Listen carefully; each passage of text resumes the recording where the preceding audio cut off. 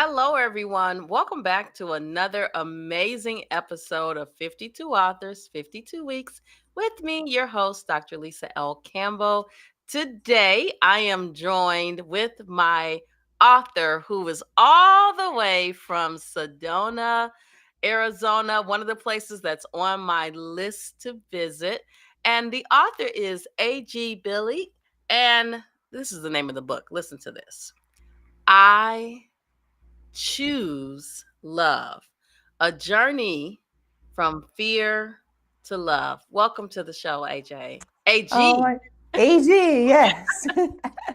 Oh, thank you so much for having me. And thank you so much for giving indie authors and authors in general a space where they can express themselves and share about their books. It's very generous, and I'm truly grateful for what you do. And I'm grateful that you wanted to be here because it takes a lot to write a book, but then to get on camera and actually talk about it. And, you never know whose computer or phone is going to see this episode. And so it's my desire that we have an impact around the world, but also that people get to meet us, see our hearts, our authentic selves, and walk away with just one thing from each episode, which is my goal. Yes, we are going to do that today, I'm sure. So, tell our listening, viewing audience a little bit about your background. So I'm a published author. I'm also a public speaker and a transformational life coach on a mission to empower men and women, because I think men need this too, to unleash their greatness in every aspect of their lives through the power of love. That's what I do. And I have a pretty long story. I mean, you said that I'm here from Sedona, Arizona. I'm actually here from Romania. So I was born and raised in Romania, but somehow my soul always called me to be here in the United States. And by following my passion for writing and for publishing, this childhood dream kind of came through. And it was a beautiful journey, not only in the sense that I get to live here now and meet all these amazing American people just like you. And I have to say, I've been very blessed to meet such wonderful Americans here in Arizona. And, I lived in California and Chicago when I visited, everywhere. Just amazing, beautiful souls, really. But it was also a journey of self-discovery, and I think this is one of my main messages is that when we listen to the voice of love and we have the courage to pursue it, then doors open, and it's pretty amazing. Yes. So the courage, I think that's the Yeah. piece that many of us struggle with is courage. So, when I was reading your book, I feel like you have been all over the world, right? I think you kind of selling yourself short about you mentioned Romania, Arizona, California, but just tell us some of the places you've been to because you've been to a lot of places. Well, yeah, I love to travel. I think traveling is a wonderful way of expanding, of gaining new perspectives, and I love connecting with different people and different cultures. So while I was in Europe, I traveled in Europe, and then I kind of explored the United States as a tourist before I came here. I lived in Dublin, Ireland for a little bit. And also, maybe the thing that you would want me to talk about is that at some point I went to Brazil in South America, right? Because I heard of a healer that was there. And I'm also a very curious person. I love to learn new things, and I'm really open minded. I think in everything even those things that seem like, oh, this is weird or something like that, there is always something that we can learn. There is always something that we can discover. So being on this journey of finding my life purpose, I felt called to go to Brazil, and I spent there about 3 weeks. And that was one of the life-changing moments in my life, because after that my first book got published, and I don't know if this is just serendipity, but this is how it happened. So yeah, and then Thailand too, so Asia. So I So traveled. many. Yeah, You have yeah, been, I was yeah. just like wanted to take out a piece of paper and just write a list. Just because I too love to travel. I have not found a place that I think I would be interested in moving to outside of the US. And it Mm-hmm. could be fear.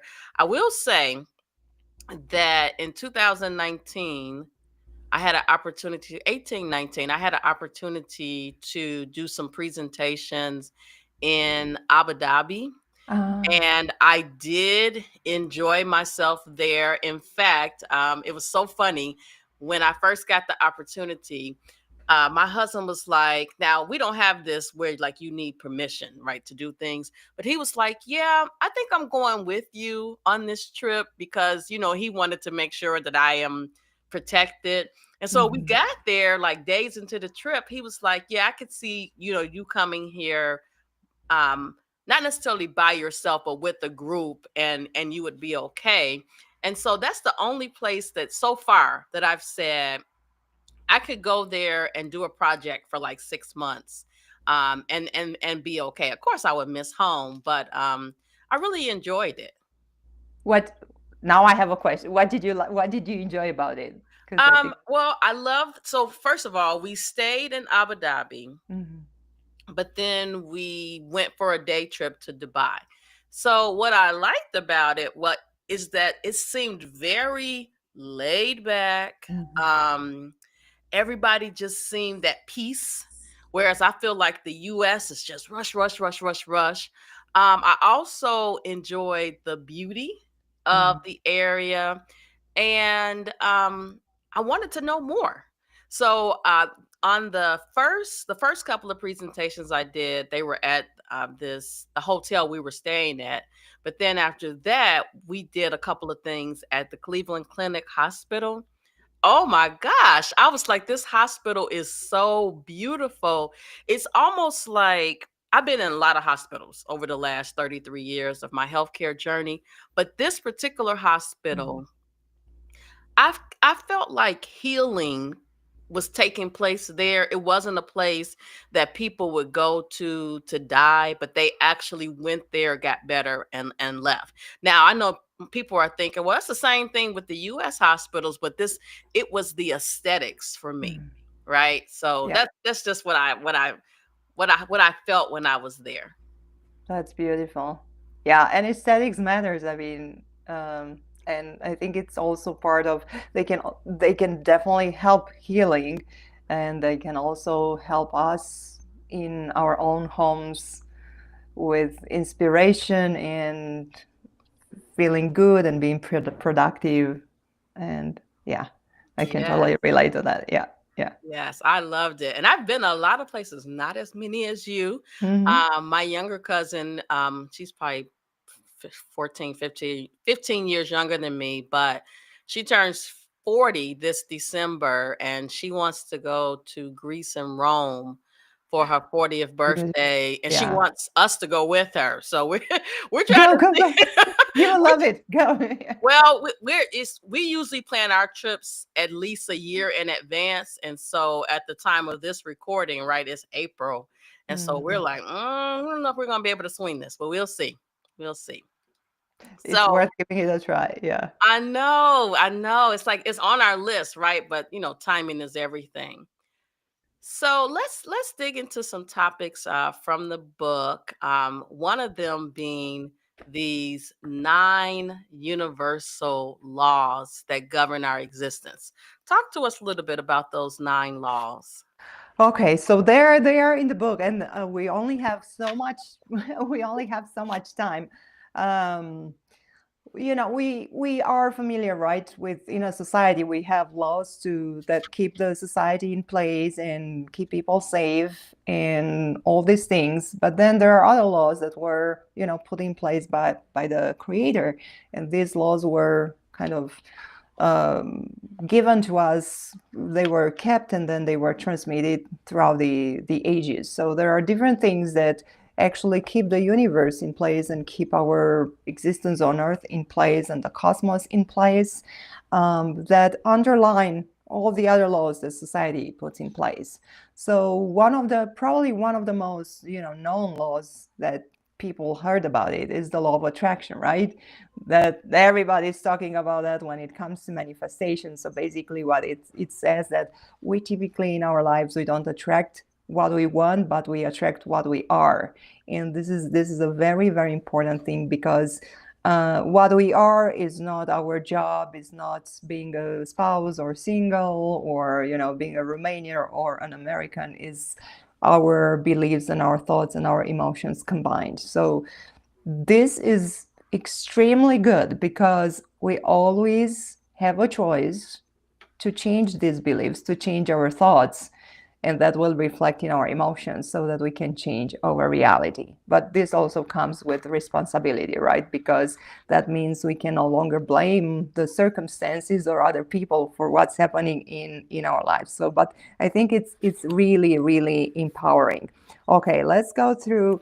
I'll go through. Okay, then we have the law of oneness. Very, very important. It's because, again, we were kind of conditioned to believe that we are separate from one another and then we are separate from nature, when in reality everything exists in unity in one big, big field of consciousness. So it may sound weird, but I am you actually, and you are me. And I am one with all the beauty that surround me here in Sedona. And when we look at life this way, then first of all, we no longer feel fearful, because actually you are not an enemy or you are not a stranger. You are me. So if you are me, I trust you. I know that you're not going to harm me. Likewise, I don't want to harm you. I don't want to do anything. I don't want to be dishonest, because I don't want to be dishonest to myself, right? And then instead of looking at nature and what surrounds me as something that's, again, dangerous or separate, if it's a part of me, then we can coexist in harmony. So I think the remembering this unity that actually exists among us, that's very, very important. Then we have the law of equity, right? So there is now everything, there is a balance. And I know some things seem unjust, but actually, at the end of the day, everything is brought to justice. So there is a balance. The law of reflection. The other people are a reflection of who we are. So, for example, when we see the beauty in a person, when we see the greatness in another person, and we admire those things and we think, oh, I wish I were the same. Well, actually, those things are within us. That's the only way that we can recognize them. So it's just a matter of them bringing them to the surface. At the opposite, when someone really pushes our buttons, that means that there is something. And when we tend to we judge someone, well, there is a little part of us that's kind of similar. So we actually, when we judge another, then we judge ourselves. So it really serves to be very, very aware of our feelings, of our emotions, thoughts, so we can change them and become the great version of ourselves that we can be. What else do we have here? The love of vibration. Everything, including our thoughts, everything that exists has a vibration, and there is a lower vibration that exists in objects that we perceive as being solid, and then this vibration, it gets higher and higher and higher, and thoughts which we cannot see, they have a higher vibration. So if we want again to adjust our reality, our daily experiences is a matter of vibrating on a higher frequency. So this is why love is so powerful, because according to Dr. David R. Hawkins' scale of consciousness, love is one of the highest vibrations we can experience as human beings. And it's interesting, because um, love is not the highest, actually. You have joy that's even higher than love. But love is a good start. If we could only be there more often than not, then I think this world would be completely different. We also have the law of change, right? I mean, we all know that nothing is permanent, right? Right? The life is meant to be an opportunity for growth and transformation, and this entails change.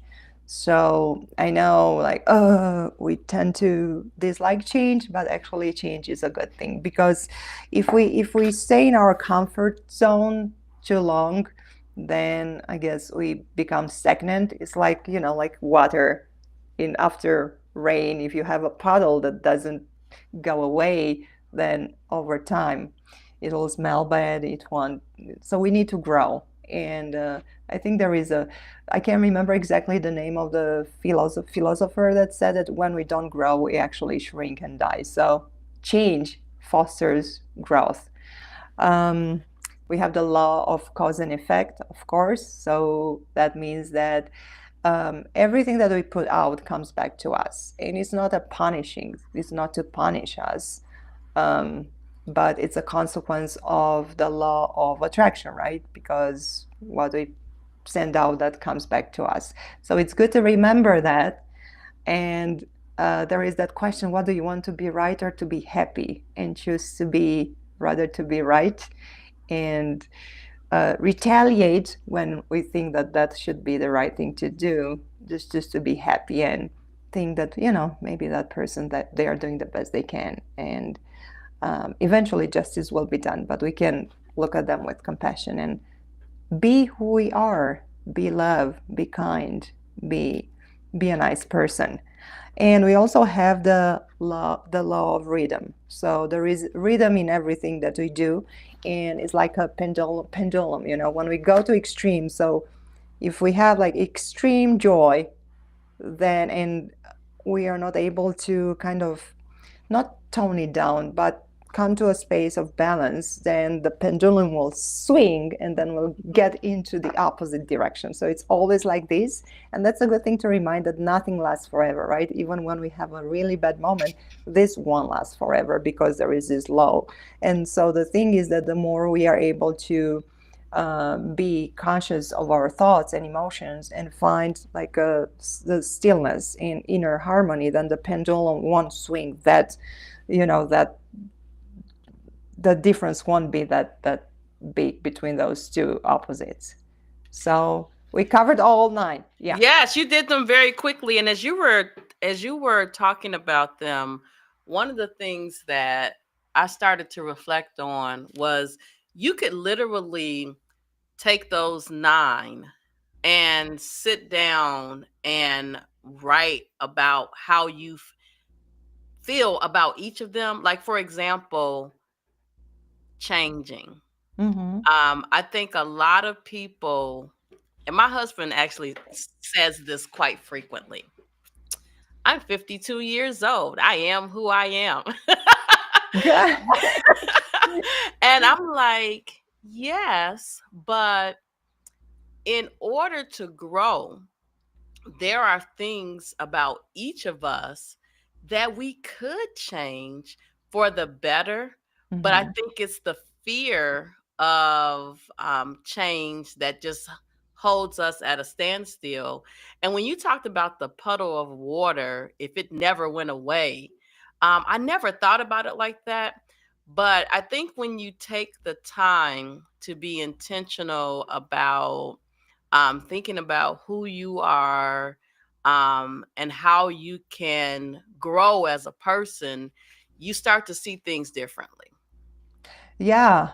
Yeah. And I think it's not just about fear of change. I think we've just in itself, it's also about self-image, because taking a big leap of faith, or taking a big step forward, it's hard to do that when you believe that, oh, this is me, I'm this tiny person and I can only fit into this tiny box and I'm not going to succeed. So working on self-image and making that bigger and brighter, um, that definitely helps with, and knowing that, you know what, change can happen, but I have all the tools.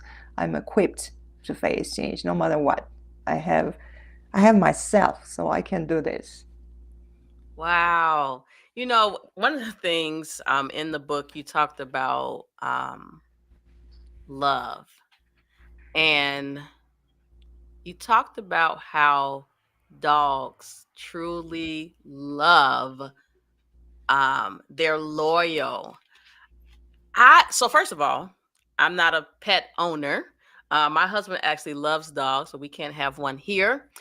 Maybe one day, but One day, yeah. I'm kind of afraid of dogs. But when you said about how they truly love their owners, how they're loyal to them, they will protect them. As I reflected on it, I'm like, that's really, really, really true. Because I hear people talk about it all the time. And our youngest daughter, has a cat. And I feel Mhm. like that cat actually loves her too.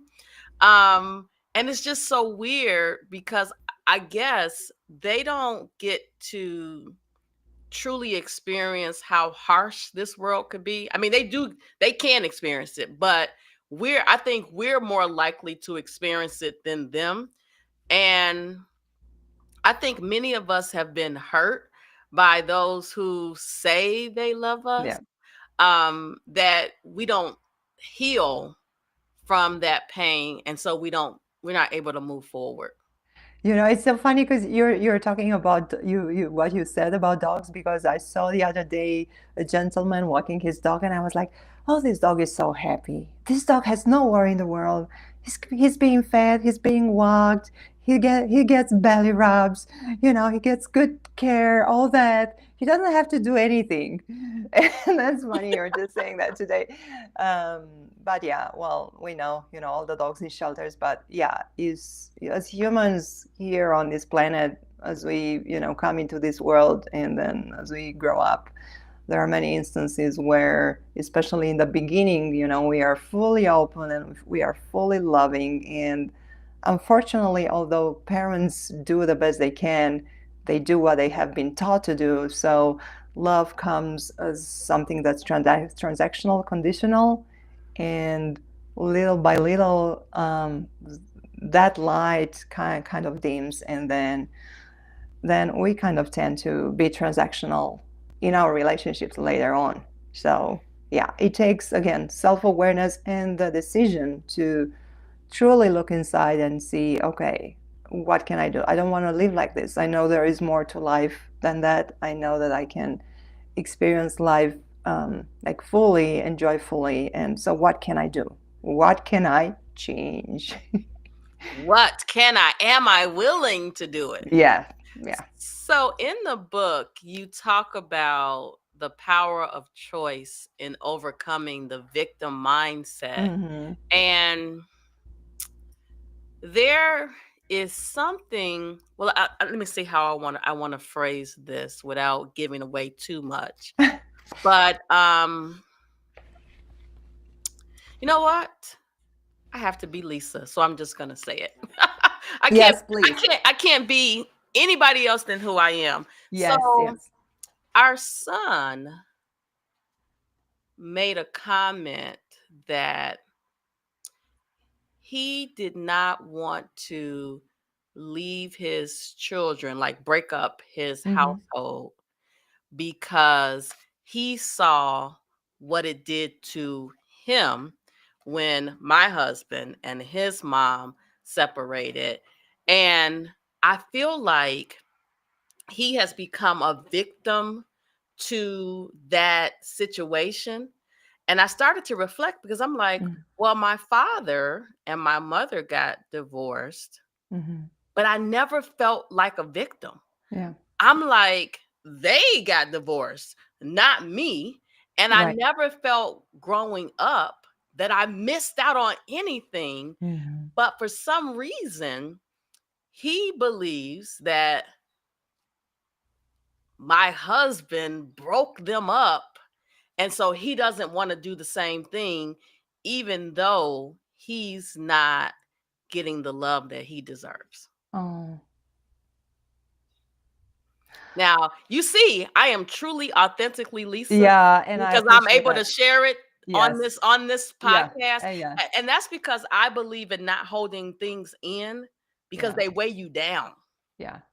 Yeah, and I mean, there are so many people in this situation, in your son's situation. So there's nothing to be embarrassed, nothing to be ashamed, and yeah, I'm sure so many people can resonate with that. And I know people who make this choice. But here we can look at we can look at it from two perspectives. So we can look at it. Oh, he's a victim of the past because he'd rather not. He'd rather not. He'd rather he would not break up his family, or it all depends on how we is I would say it's not necessarily about the situation, it's about how we take in that situation. So um in his situation it could be like, okay, this is what happened to me, I'm traumatized and I don't want to further traumatize my family. Or it could be like, you know what, I know my heart is not fully fulfilled in this relationship, but my love for my children is so big that I don't want to do anything to ruin their life right now.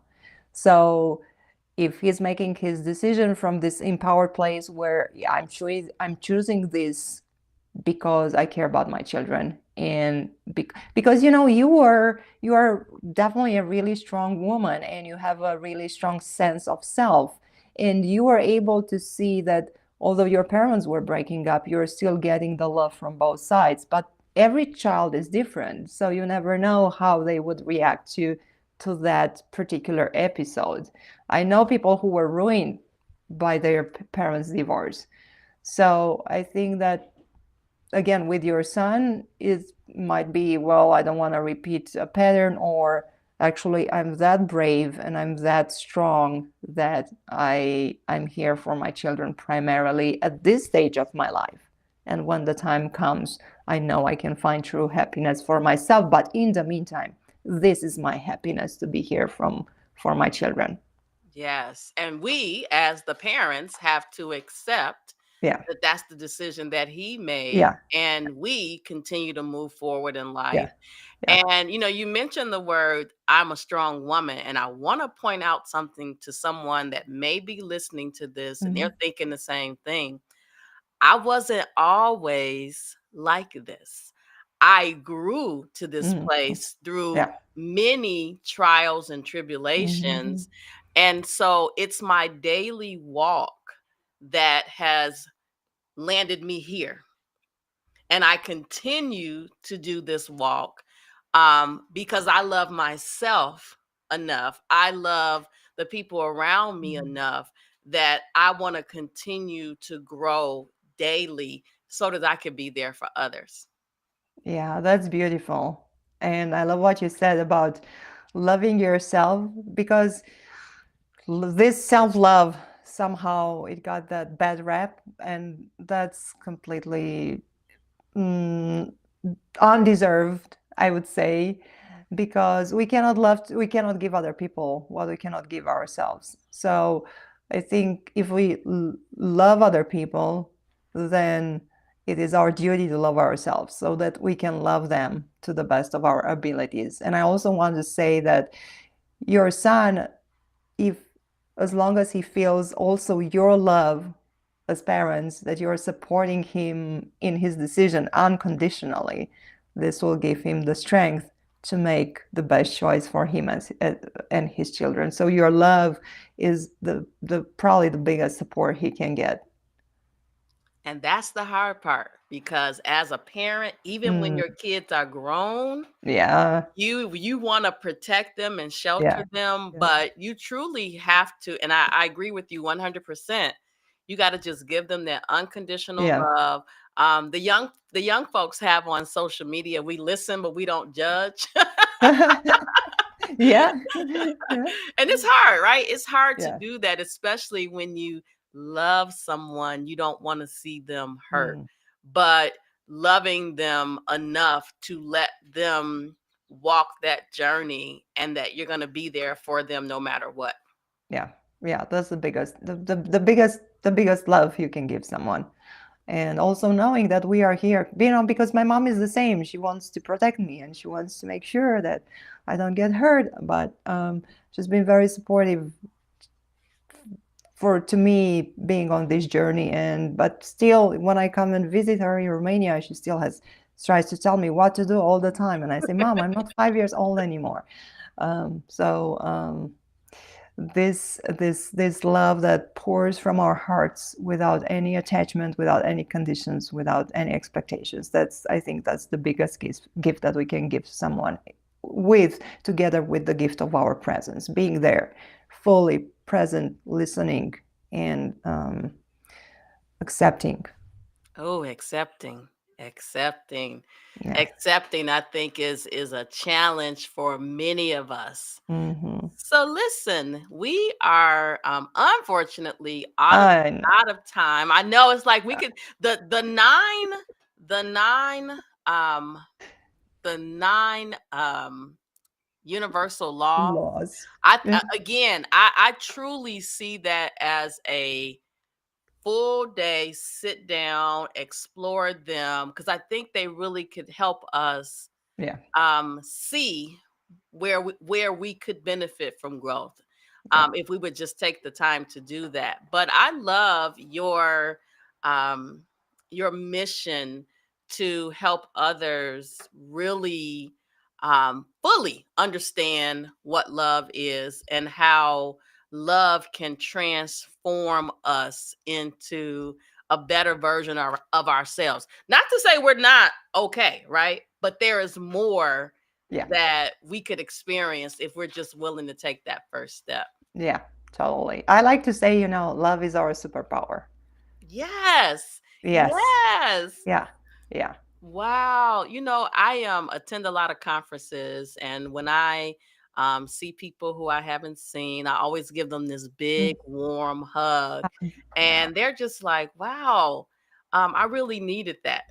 So I Yes. think if you truly love yourself, if you love others, you can be very impactful with those who you see on a daily basis, and I think it just starts one person at a time. Yeah. Yeah. And if you love what you do, for sure, and love people in general, remember that we all come from the Creator, so there is goodness and kindness and love in every one of us. Yes. So before we go, I would love for you to, number one, tell our listening, viewing audience where they could find you. I know you have affirmations. There's a bonus with the digital version of the book where you can get Meditation. meditations and affirmations. But tell them where they can find you, and then leave us with some words of love, empowerment, inspiration. Sure, thank you for the opportunity. So you can find me on social media, AG Billig Author, that's Instagram.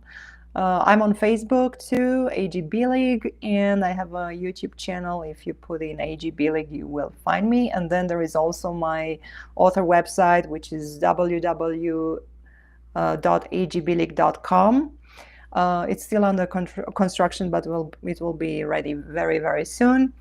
So that's where you can find me. If you Google AG Billig, it will send you to all the places. And of course, Amazon, all my books are there, including I Choose Love, A Journey from Fear to Love. And my last words would be that please embrace love as your superpower, and also um, remember that love is your path to freedom. really love is something that's within ourselves. So when we find it there into our hearts, that's very liberated. It frees us from attachment to other people. It frees us from judgment. It also frees us from other people's opinions. So it's like a superpower, truly. So and it's a choice, that you can make every day, in every minute, in every circumstance. You can choose love or you can choose fear. I love it. Well, first off, I love you. I thank you so much Oh, I for love you. Thank you. being a part of this journey. It's such an honor, again, to meet people from all walks of life across the country. I never saw myself doing this. So I'm so honored to be here and be a part of the journey myself. And I am excited about the impact that you're going to have with helping all of us truly understand love. And let me just tell you all, when you get the book, you need a highlighter, you need a pen. I needed to look up a couple of words because I was like, what does that word mean? Just because I'm very inquisitive. But I love how, to some extent, you're having this conversation with us, right? And you also are being very vulnerable about your own experiences. And I'm just going to say this one part of the book you talk about, who are you kidding? I heard this voice in my head. You think you're brave? Well, you're not. You make choices out of fear. That is something that we all have heard ourselves um, internally, if we're being honest, right? If we're being honest. And so I love that, because though the stories we tell ourselves, to me, keep us, they hold us back. Oh, yeah. So all right. Thank you. Thank you. And of course, I love the red, my favorite color. Uh, all right, everyone. Well, thank you so much for tuning in to another amazing episode of 52 Authors, 52 Weeks. We'll see you next week. Bye bye Thank you. now.